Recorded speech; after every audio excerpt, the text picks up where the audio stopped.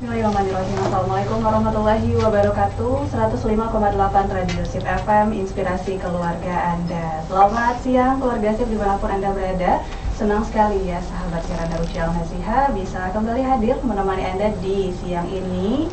Dan tentunya kembali kita menghadirkan spesial program Jaksa Menyapa ya untuk edisi kali ini di 8 November 2024. Dan keluarga Sip, saat ini kita sudah bersama narasumber kita ya dari Kejaksaan Negeri Pasaman Barat.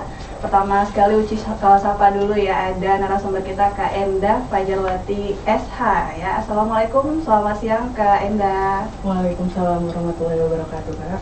Kabar sehat ya Kak ya? Alhamdulillah. Alhamdulillah. Nah, kalau di flyer kita sebelumnya ada narasumber kita Pak Indra Syahputra SH ya. Mungkin beliau masih on the way ya Kak Endah. Dan sementara kita cek dulu ini sama narasumber kita juga masih dari Kejaksaan Negeri Pasaman Barat, ada Kak Mega Nanda. Assalamualaikum Kak Mega. Waalaikumsalam. Sehat ya Kak ya?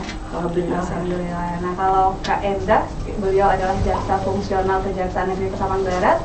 Kalau Kak Mega adalah Kasubsi Intelijen ya. Oke. Nah, hari ini keluarga Sip kita akan berbicara tentang tindak pidana penyalahgunaan narkotika ya bersama Kak Endah dan juga Kak Mega. Mungkin nanti kalau Pak Indranya datang kita bisa ajak gabung gitu ya. Nah, untuk keluarga Sip yang ingin nantinya sharing ataupun mau bertanya tentang tema kita hari ini, silakan di 081222010159 ya melalui chat WhatsApp kita. Nanti bakal kita bacain ya. Oke, Kak Endah dan juga Kak Mega. Sebelum on air, Uci sempat baca juga tadi ya di beberapa sumber bahwasanya Sumatera Barat katanya itu menempati posisi ke-6 tertinggi Indonesia dalam kasus tindak pidana penyalahgunaan narkotika ini ya. Ini bukan sebuah prestasi tentunya, tapi sesuatu hal yang kita anggap sangat miris gitu ya, dan juga krisis lah gitu ya. Kita prihatin dengan angka ini. Tentunya kita butuh edukasi lebih lanjut seperti itu ya, termasuk juga peran dari banyak stakeholder terkait termasuk dari kejaksaan sendiri. Nah, mungkin kita bisa di segmen pertama ini sharing untuk pendengar kita. Sebenarnya maksud dari tindak pidana penyalahgunaan narkotika ini seperti apa? Mungkin ke Kak Endah dulu ini, silakan Kak Endah. Oke, baik Kak Uci. Tindak pidana narkotika itu ya Kak Uci ya. Untuk pengertiannya itu seluruh perbuatan hukum yang berkaitan dengan narkotika. Ya. Nah, seperti itu. Tapi bentuk-bentuknya ini, tindak pidananya ini, bentuk perbuatannya ini cukup banyak. Nah, yang paling umum yang biasanya itu seperti yang penyalahgunaan narkotika. Nah, itu yang untuk seperti yang Kak Uci sebutkan tadi, itu yang kita peringkat ke-6. Iya. Nah, itu untuk pengguna narkotika gitu. Tapi masih ada lagi jenis-jenisnya. Nah, itu untuk tindak pidana narkotika. Sementara untuk narkotika itu sendiri merupakan zat atau obat dari tanaman baik sintetis maupun semi sintetis yang dapat menyebabkan penurunan atau perubahan kesadaran, hilangnya rasa, mengurangi sampai menghilangkan rasa nyeri, dan dapat menimbulkan ketergantungan. Iya. Seperti itu Kak Uci. Oke, jadi bahayanya sendiri kita bisa sama-sama tahu ya. Mungkin bisa dijelaskan juga nih Kak Endah, seperti apa sih bahayanya dari penggunaan narkotika ini? Oke Kak Uci, kalau dari narkotika ini kan dampaknya ada 3 ya. Ada depresannya, ada halusinogennya juga gitu kan. Ada, kalau dampak yang paling umum yang kita ketahui itu bisa berhalusinasi. Kalau bahasa orang awamnya kan agak tinggi kan ya, fly gitu, nge-fly, nge-high gitu. Jadi itu juga bisa salah satu penyebab beberapa terjadi masalah kesehatan mental seperti skizofrenia, seperti itu Kak Uci. Itu salah satu dampak yang terlihat jelas membahayakan kesehatan. Oke. Nah, mungkin beralasan dari akibat yang bakal ditimbulkan dari penyalahgunaan narkotika ini ya Kak Endah. Mungkin bisa kita share juga. Sebenarnya seberapa penting sih atau bagaimana gitu urgensi dari sosialisasi tindak pidana penyalahgunaan narkotika ini Kak? Kalau terkait urgensinya ya Kak, ini sangat penting kami rasa, karena berdasarkan hasil survei, berdasarkan data BNN tahun 2022 saja, itu Indonesia korban yang korban mengalami kematian akibat penyalahgunaan narkotika dalam 1 tahun itu mencapai 18.000 jiwa per tahunnya. Itu rata-ratanya sebanyak 50 orang meninggal per harinya karena penyalahgunaan narkotika. Nah, di situ kita bisa lihat pentingnya kita menggalakkan sosialisasi atau mengedukasi masyarakat tentang bahaya laten dari narkotika itu sendiri untuk dikonsumsi, seperti itu Kak Uci. Oke. Nah, selain dilakukan sosialisasi melalui program Jaksa Menyapa ini, mungkin dari kejaksaan sendiri, kalau sekarang kan via on air-nya ini ya, melalui media radionya gitu ya. Di luar ini seperti apa sosialisasi yang dilakukan? Nah, baik Kak Uci, kalau dari kejaksaan sendiri sebenarnya ada beberapa penyuluhan hukum yang diberikan. Salah satunya on air seperti sekarang ini Jaksa Menyapa, bisa lewat radio kan. Nah, nanti kadang disiarkan juga di YouTube. Nah, kalau untuk yang langsungnya biasanya itu ada Jaksa Masuk Sekolah namanya. Nah, jadi setiap tahunnya ada beberapa kali kegiatan kejaksaan ini, Jaksa Masuk Sekolah, itu kita langsung menyasar ke sekolah-sekolah. Jadi kita langsung menyasar untuk edukasi siswa-siswa yang masih berusia remaja, seperti itu Kak Uci. Jadi kita langsung turun langsung membimbing adik-adik yang masih sekolah. Nah, di samping Jaksa Masuk Sekolah, kita juga masih ada penerangan hukum, biasanya itu kita ke daerah-daerah. Berarti sasaran kita adalah kepada generasi muda ya, generasi sekolah. muda. Tapi kalau dari kasus yang ada dari pandangan Kak Endah maupun Kak Mega sendiri, kasus yang ada itu melibatkan melibatkan siapa gitu? Apakah kalangan dewasa atau sudah menyasar ke kalangan anak-anak? Nah, kalau untuk kasus sendiri ya Kak Uci ya, sebenarnya untuk usia itu dari generasi muda masih banyak. Dan lebih banyak disumbar sendiri. Disumbar sendiri lebih banyak generasi muda dibandingkan generasi tua. Generasi tua itu kita anggap usia 40 ke atas ya.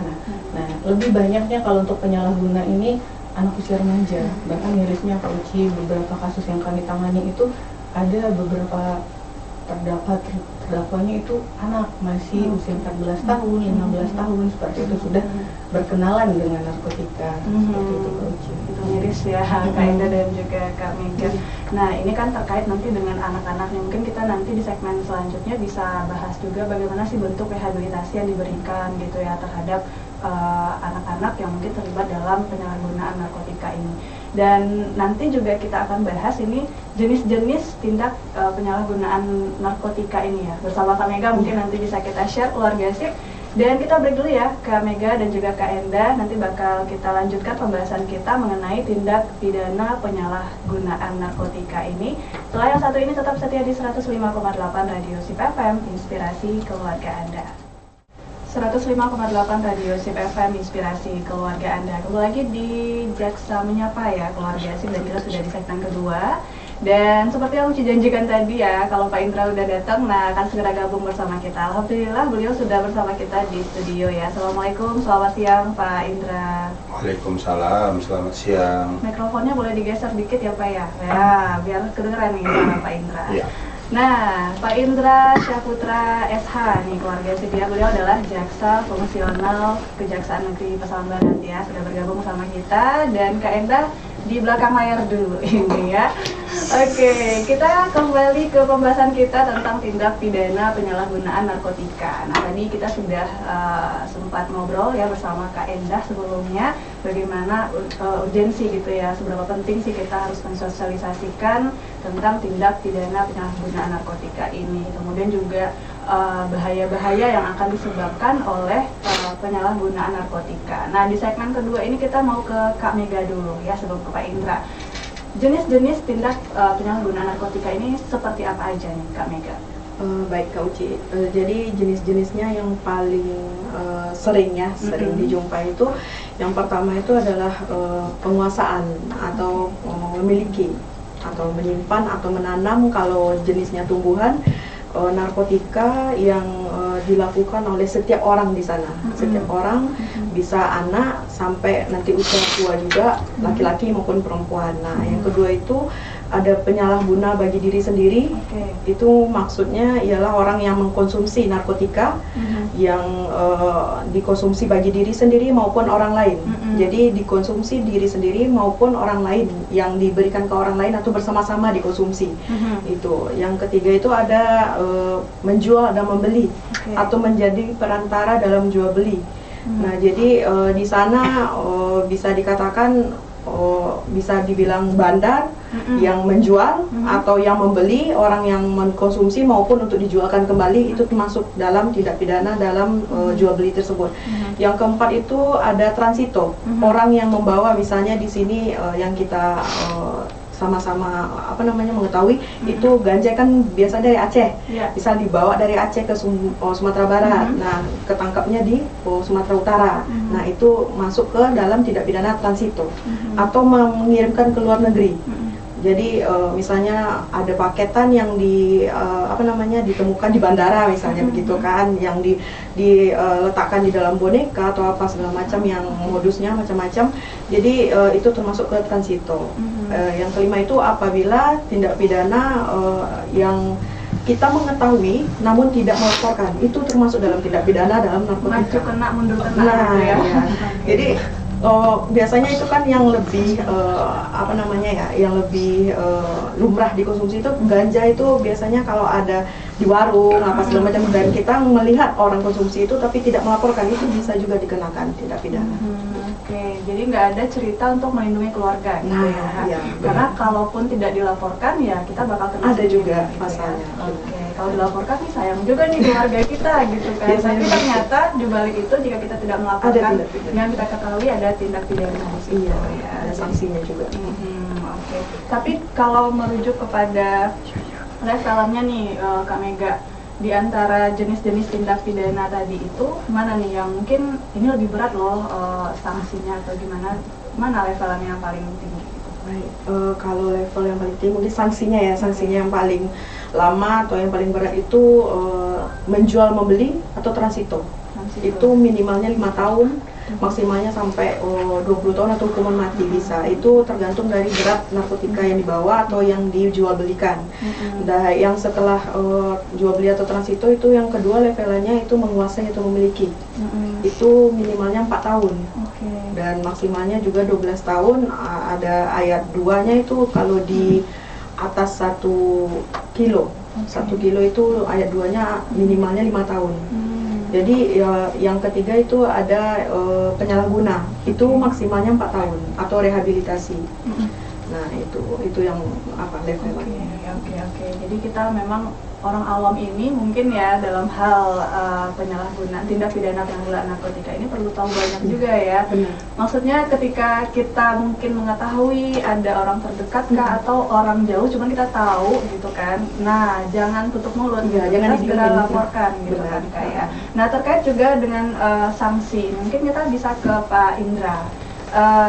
Apa saja sih jenis-jenis sanksi yang diberikan dalam hal tindak pidana penyalahgunaan narkotika ini, Pak?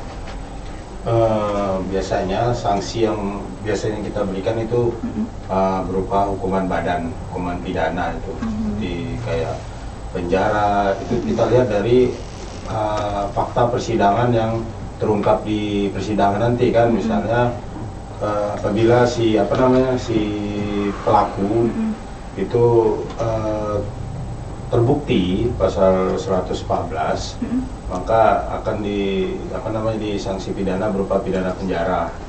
Nah, apabila nanti di fakta persidangan terbukti dia hanya sebagai penyalahgunaan, nah itu kita harus melihat lagi, melihat lagi nih terhadap si pelaku nih, kalau misalnya dia terbukti 127, apakah dia memang itu sebagai pecandu berat atau hanya sekedar pakai pada saat itu juga, pada saat itu aja, pada saat sekali itu aja dia ketangkap. Nah, ketika dia terbukti sebagai pecandu berat, nah maka dia akan diputus oleh majelis hakim, itu biasanya dikirim ke panti rehab. Nah, kalau ke panti rehab biasanya kan di Padang ini kan biasanya kalau di Pasaman Barat kan itu belum ada tuh panti rehab, biasanya kita kirim ke rumah sakit, biasanya rumah sakit Sahain tuh biasanya untuk pelaku-pelaku yang dijatuhi pidana berupa rehab gitu loh. Tapi kalau yang pidana penjara itu biasanya kita kita kirim ke lapas biasanya.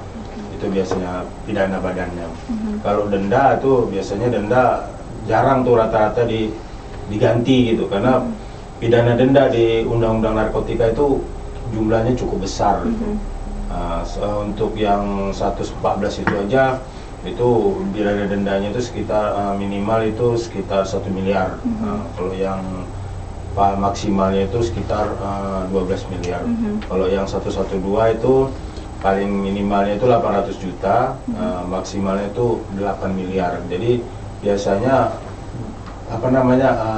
pidana tambahan itu, denda itu jarang biasanya dibayar gitu. Biasanya diganti dengan pidana yang kita tentukan lagi gitu kan. Jadi dalam undang-undang narkotika itu ada 2 pidana yang dijatuhkan kepada pelaku, 1 pidana penjara, 1 pidana denda.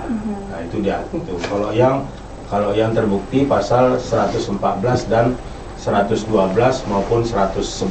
Sedangkan kalau yang untuk pasal 127, nah itu biasanya berupa pidana penjara aja, atau bisa juga dikirim ke panti rehab untuk direhabilitasi terhadap pelaku atau korban di situ. Oke, nah Bapak menyinggung soal rehabilitasi ini. Tadi juga kan kita sama-sama udah dengar juga tadi ya pemaparan dari Kak Endah tadi ya di segmen sebelumnya, bahwasanya juga ada kalangan anak-anak yang sudah terjerat dalam kasus tindak pidana penyalahgunaan narkotika ini. Nah, untuk bentuk rehabilitasi yang diberikan seperti apa Pak? Antara yang anak atau yang orang dewasa, bagaimana Pak aplikasi rehabilitasinya Pak? Kalau untuk pengobatan rehab itu sama, baik anak maupun dewasa itu sama. Cuman tetap kita kita kirimkan ke panti rehab. Nah itu biasanya itu di rehab itu sampai si korban atau si pelaku itu yang dipidana itu sampai tidak merasa kecanduan lagi gitu, sampai dia sembuh gitu. Nah itu cara merehabnya itu ya ada dokter spesialis yang ada di panti rehab tersebut gitu loh. Nah itu dia cara itu merehabnya itu sama. Mau dewasa mau anak-anak, kalau sudah kecanduan itu sama, tetap juga kita kirim ke panti rehab. Nah itu cara merehabnya itu ditangani oleh dokter spesialis yang ada di panti rehab tersebut. Intinya sampai benar-benar hilang rasa candu. Iya, sampai benar-benar hilang. Setelah hilang, baru kita kembalikan dia kalau ke orang tuanya dan bisa lagi istilahnya bergaul ke masyarakat yang ada di sekitarnya atau sama keluarganya gitu. Bisa tergabung lagi lah gitu kalau dia si pelaku atau si pecandu ini sudah pulih kembali, sudah normal gitu. Tapi kalau dari pandangan Bapak sendiri nih, bagaimana sih Bapak melihat kasus tindak pidana penyalahgunaan narkotika di Sumatera Barat saat ini gitu?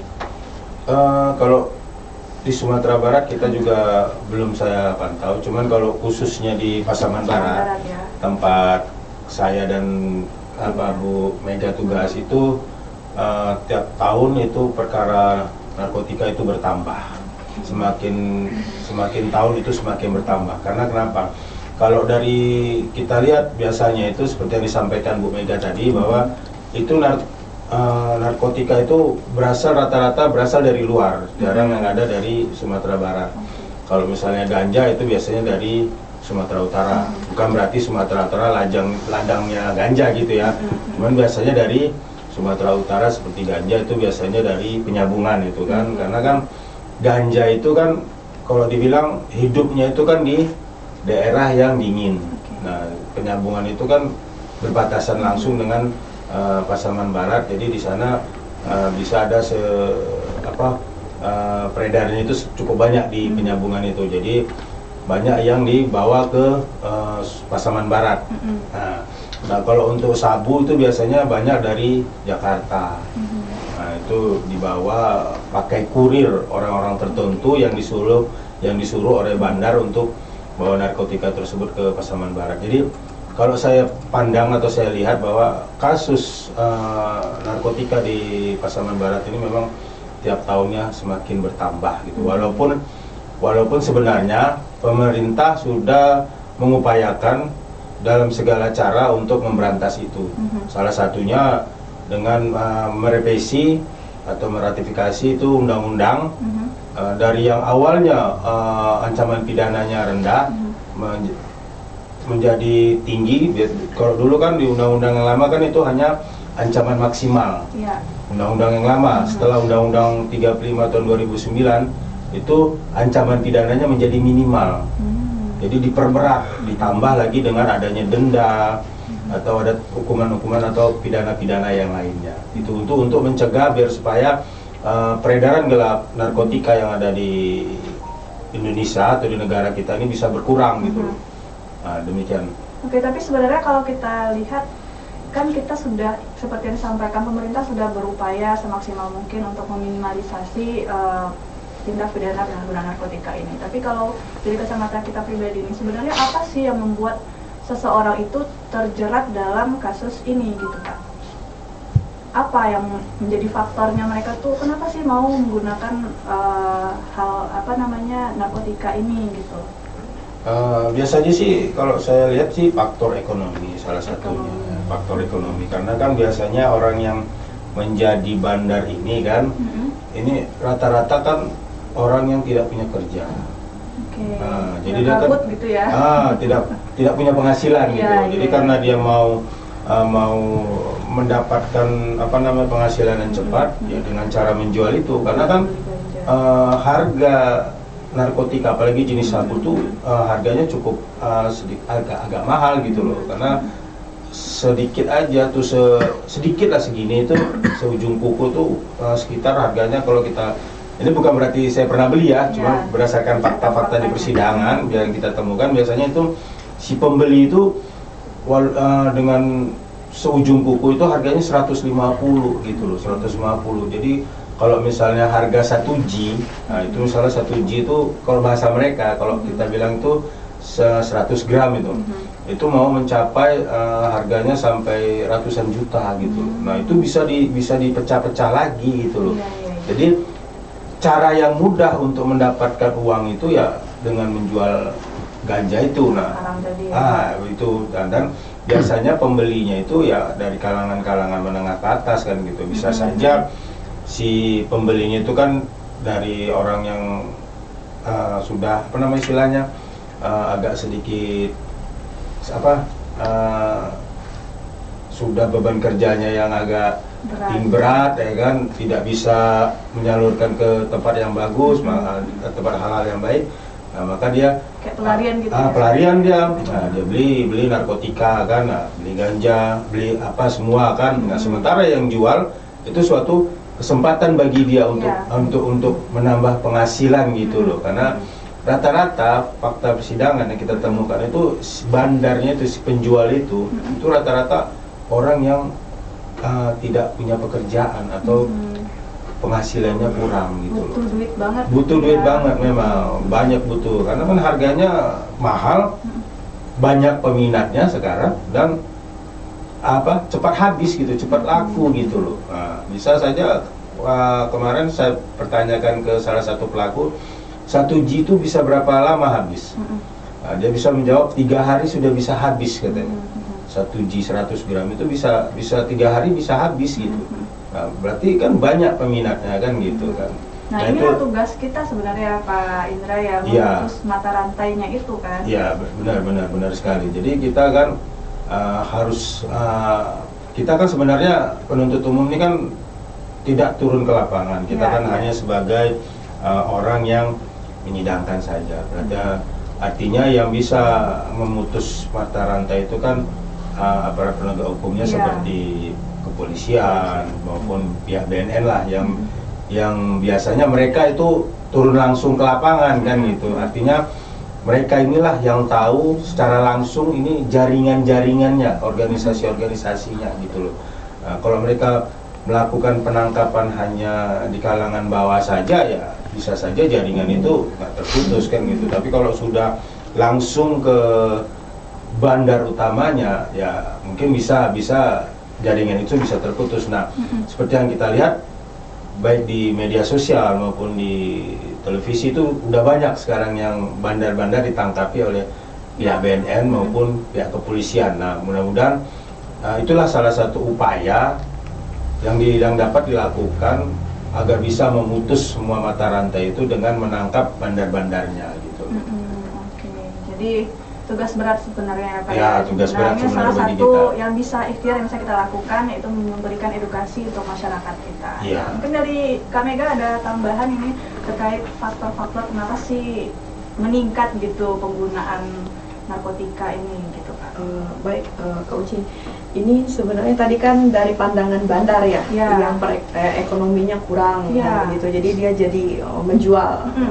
Kalau ini dari pandangan yang menggunakan Ya, atau sebenarnya. orang yang membeli, Mm-mm. dari orang yang membeli atau menggunakan itu, kebanyakan itu kan sekarang fokus pasarnya itu kan anak-anak kalangan remaja ya. Itu faktor pertamanya itu yang banyak ditemui dalam kasus-kasus itu karena pergaulan.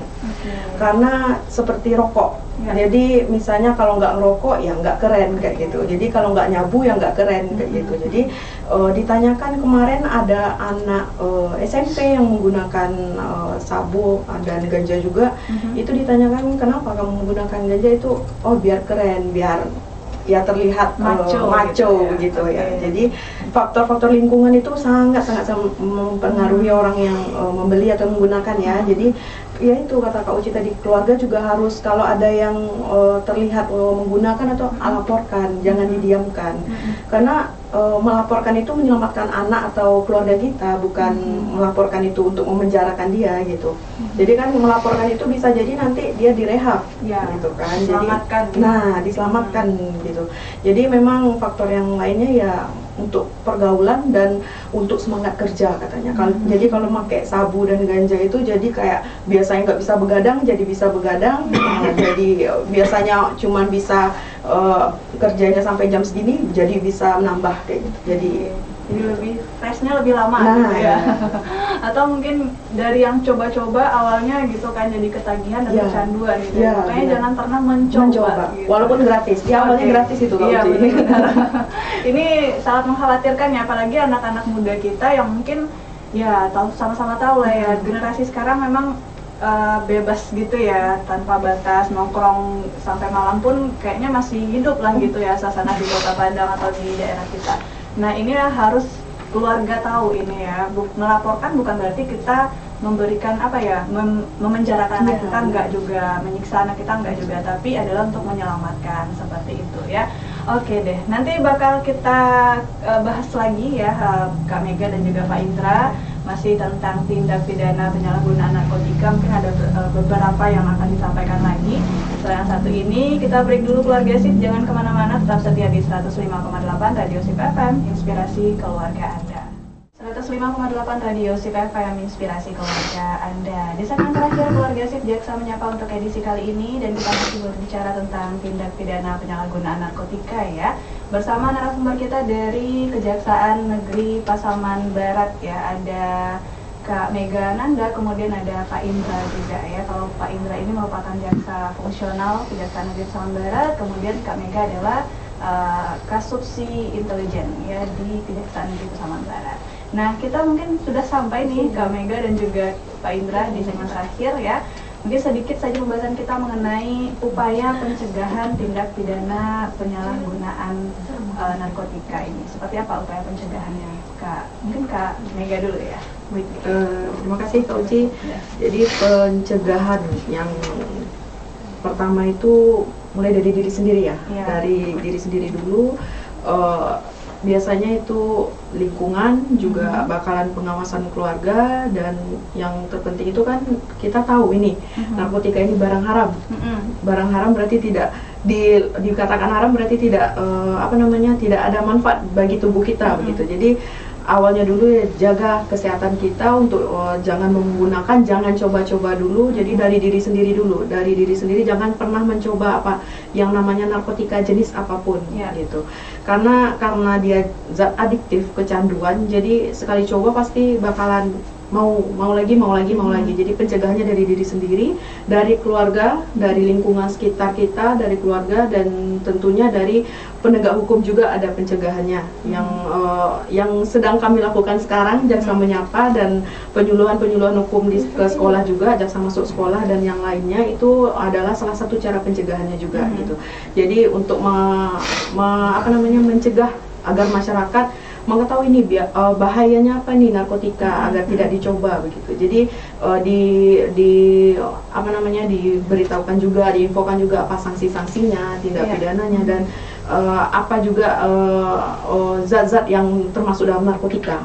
Nanti takutnya ini vitamin ternyata amfetamin kayak gitu kan. Jadi ternyata golongan sabu. Jadi harus ada dari penegak hukum juga, harus ada penyuluhan hukum itu ke semua lini masyarakat. Karena sekarang narkotika tidak milih-milih umur, tidak milih gender, tidak milih lingkungan kita gitu. Jadi pencegahannya dari diri sendiri yang penting, yang utama sekali, dan lingkungan sekitar yang harus aware dengan narkotika. Oke, jadi harus paham ini ya bahwasanya narkotika adalah bahan berbahaya jika dikonsumsi tanpa dosis dari dokter. Karena memang alasan orang mungkin ya kan boleh-boleh aja, tapi kan untuk obat gitu ya, sesuai dengan resep dokternya gitu ya. Kalau dosisnya udah salah, ya ini termasuk dalam penyalahgunaan. Penyalahgunaan ya. Oke, dari Pak Indra ada tambahan ini Pak? Terima kasih Kak Uci. Sebenarnya sih salah satu upaya pencegahan itu bisa kita lakukan dengan upaya promotif dan preventif. Nah, kalau promotif itu salah satu pencegahannya dengan melakukan pembinaan. Jadi terhadap yang sudah kecanduan maupun yang belum, itu diberikan seperti pembinaan dalam hal misalnya dilakukan oleh suatu organisasi yang sekarang lagi ngetren itu organisasi GAN namanya itu kan, GAN, Gerakan Anti Narkotika. Nah itu bisa dilakukan oleh organisasi-organisasi tersebut dengan melakukan pembinaan secara menyeluruh terhadap seluruh lapisan masyarakat, mulai dari kalangan bawah maupun sampai kalangan atas, mulai dari anak-anak maupun sampai yang orang tua. Jadi memberikan pemahaman kepada mereka agar supaya mengetahui bahayanya narkotika tersebut. Nah, yang kedua dengan upaya preventif itu bisa dilakukan dengan adanya kampanye anti narkotika. Nah, itu kampanye anti narkotika itu seperti memberikan kegiatan seperti bentuknya seperti yang dibilang Bu Mega tadi, sosialisasi maupun penyuluhan hukum ke instansi-instansi maupun ke sekolah-sekolah. Nah, kita juga di Kejaksaan, khususnya di Kejaksaan Negeri Pasaman Barat itu sudah ada upaya preventif yang telah kita lakukan dengan adanya kegiatan namanya program Binmakum. Itu kegiatan itu kita Jaksa juga masuk ke sekolah-sekolah atau ke sekolah-sekolah mulai dari SMP, SMA, SMK maupun yang sederajatnya baik itu MAN dan MTS. Jadi yang kita lakukan itu memberikan seperti sosialisasi juga, dan penyuluhan hukum kepada siswa-siswa yang tempat yang sekolah kita masuki. Jadi kita memberikan pemahaman, kita memberikan membuka pikiran mereka apa sih bahayanya narkotika itu. Jadi mereka yang selama ini tidak tahu dengan apa itu bahayanya penyalahgunaan narkotika, setelah kita melakukan penyuluhan hukum, jadi mereka akan tahu, oh ini bahayanya, terus oh ini ancaman pidananya, merusak enggak sama mereka. Nah itu ya merupakan salah satu pencegahan preventif yang kita lakukan, Bu. Nah, seperti terus pendidikan dan pelatihan kelompok sebaya. Jadi istilahnya dengan memberikan pelatihan, jadi terhadap masyarakat yang istilahnya yang tidak mempunyai pekerjaan tetap, dengan kita berikan pelatihan, jadi dia ada nanti penghasilan tambahan dari hasil pelatihan itu. Karena kan seperti yang telah saya sampaikan tadi, salah satunya seorang itu menjual narkotika kan karena faktor ekonomi, itulah kan. Nah, dengan diberikannya pelatihan seseorang, dia ada kemampuan, untuk kerja gitu loh kan. Karena kan bisa saja dia itu pendidikannya tidak sekolah atau hanya tamatan SD sehingga dia susah mencari kerja. Nah, ketika diberikan pelatihan, ada kemampuan seperti dia membuka usaha atau apa, berarti ada penghasilan yang akan dia dapatkan. Dengan penghasilan yang akan dia dapatkan berarti kan dia tidak akan fokus lagi untuk mencari atau menyalahgunakan atau bekerja yang dilarang gitu. Nah, itulah salah satu pencegahan.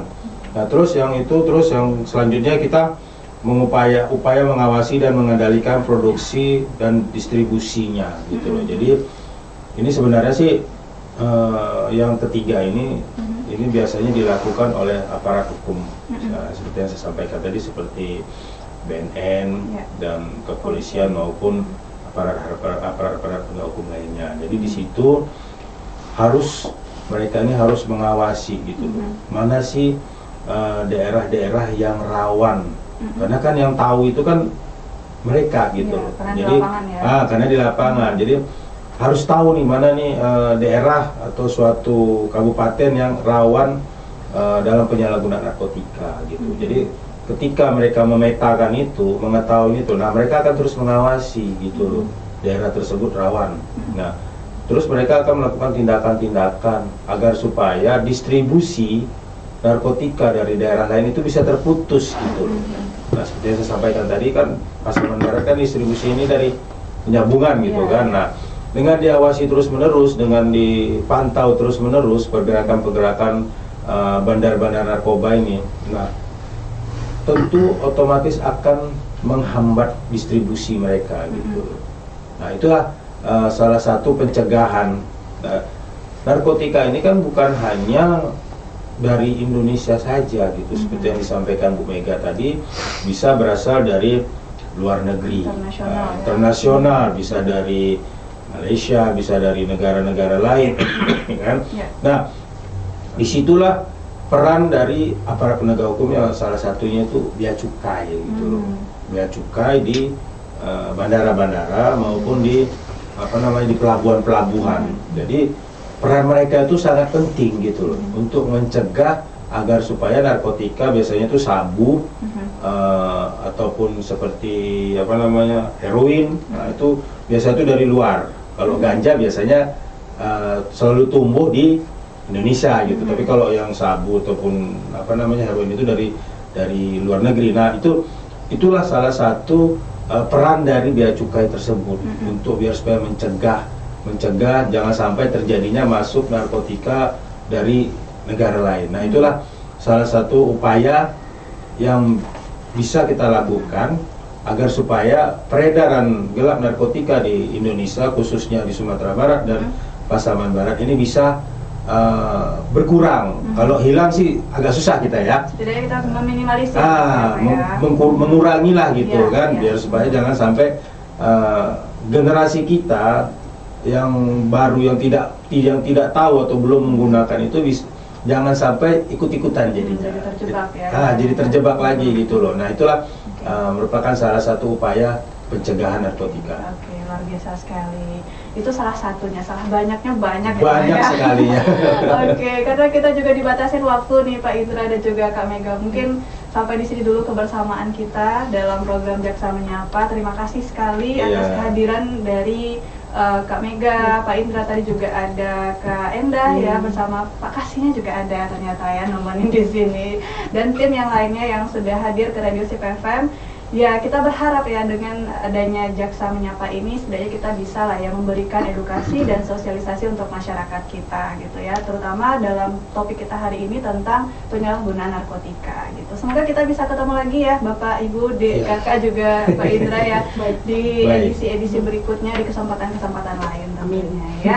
Dan keluarga SIP, buat Anda yang kelewatan mendengarkan program Jaksa Menyapa hari ini di Radio SIP FM, bisa nanti dilihat ya di YouTube kita SIP Media, nanti bakal kita upload di sana video lengkapnya. Dan saatnya Uci pamit dari ruang dengar Anda. Terima kasih sekali lagi, mohon maaf untuk segala kesalahan. Kita akhiri dengan subhanakallahumma wa bihamdika asyhadu alla ilaha illa anta astaghfiruka wa atubu ilaik. Wassalamualaikum warahmatullahi wabarakatuh.